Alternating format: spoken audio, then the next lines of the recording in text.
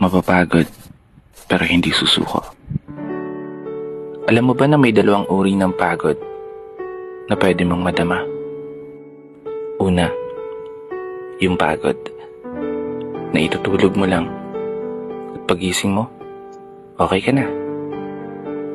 Pero may isang uri ng pagod na talagang kakaiba. Yun ay ang pagod na hindi nadadaan sa pahinga. Isang pagod na magpapahiwatig kung gaano kabigat ang mga problema mong daladala. Pagod na magpapanginig ng mga luha sa mata. Pagod na magdidikta sa'yo para sabihin ayaw mo na. Mapapatanong ka na lang talaga, saan nga ba ang direksyon ng aking mga paa? Mga paang tila pagod na sa kakahakbang. Mga paang ngimay na sa kada tapak sa baitang ng hagdan.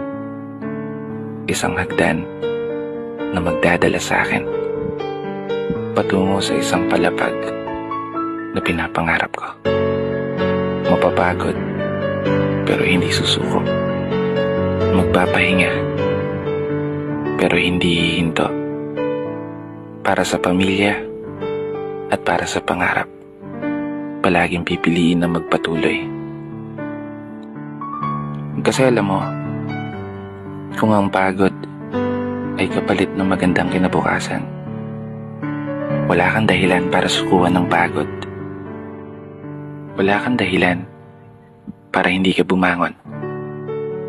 Wala kang dahilan para tuluyang magpalamon sa pagod na magbibigay sa iyo ng mga hamon at pagsubok na susukat sa iyong katatagan at kagustuhang makaahon, kagustuhang umasenso at kagustuhang magtagumpay at tuluyang makamtan yung magandang buhay na gusto mong mapasakamay.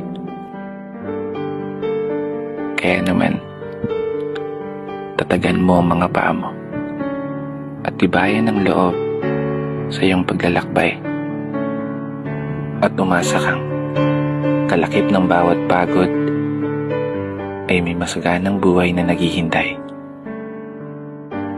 Sige, umusad ka.